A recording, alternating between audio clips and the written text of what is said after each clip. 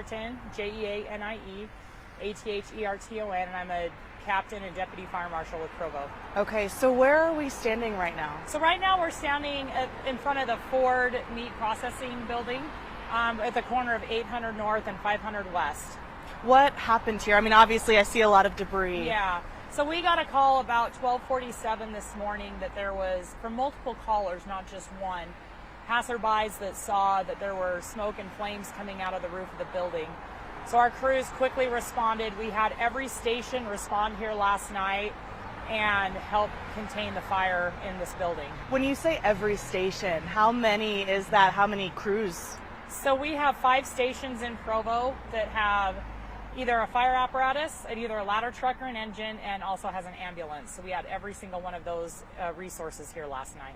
Do you have any idea about how many personnel were on the ground fighting this thing? So each of those, there's four people at 4 of our stations, so that's 16, plus 5 at Station 1, so that's 21, plus our battalion chief, and then we had another battalion chief come, and then 3 from the deputy fire marshal's office. Wow. So quite a bit. Plus our numerous police officers that come and help, because we ended up closing down 5th West and 800 North in this intersection so that we could have a safe work zone. So must have been quite a scene. It was. There were a lot of people here. So how large were the flames? What did this whole thing look like? They at the were time? probably 30 to 30 feet coming from the roof, so pretty big.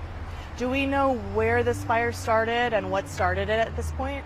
So we don't know what started it. We do know that it started in the Ford's building, but we are in the process of determining the origin and cause, and it'll be several days and weeks before we have all that finalized. So that being said, are there any signs that this was intentional or that there was any foul play involved yet? It's too early to tell. We really need to start our investigation and get inside the building and start going through the debris and to make that determination. But we look at every possible reason that this fire could have started and then start eliminating those causes. So wow.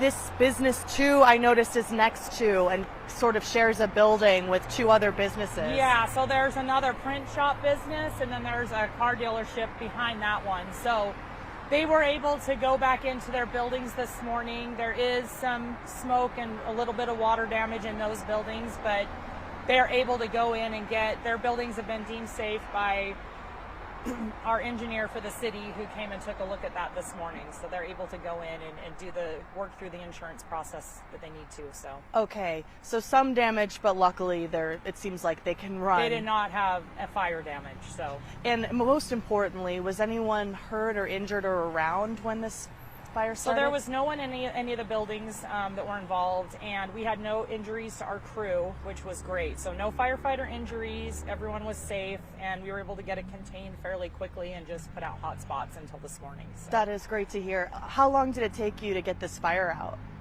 So we had the initial knockdown pretty quick, within probably about 30 minutes. The problem is there's void spaces, and when ceilings start to collapse, they create more spaces that it's hard to get water into to put the fire out. So we had 3 aerial apparatus putting water on the roof, and then we had to go in once it was safe and we went inside and extinguish some of those hot spots with hand lines. So got it. So it sounds like it was a little bit challenging there for a minute. Yeah, they can be complex in these types of buildings. From here, you mentioned we have the investigation. There's still a few things we don't know. What happens now? So right now we are kind of working through the process of what we're going to do with the main fire building, the Ford's building, in order to get in and do what we need to do to investigate. So that might involve bringing in some equipment to move some stuff around so we can actually get in and see the stuff that we need to see to determine where that fire started and how it started. Got it. Okay, and last thing I'll ask you, we talked a little bit before this, but this is a business that's been owned by 3 generations of a family. I understand It's been here since the 40s. Can you tell me a little bit about what this business and building means to the community? So this building, I know, means a lot to a lot of people because a lot of people that hunt bring their meat here to be processed, and a lot of people that maybe don't hunt come here to buy things like dog food and other meat products that they sell. And so it's kind of been a staple for Provo for a long time. So it's a really an unfortunate event for them. So. Okay, well, thank you so much for your time. You're welcome. Is there anything else that you would like to say or add or share for the community? No, I think that's everything. Okay, perfect. All right, thank you. Thank you.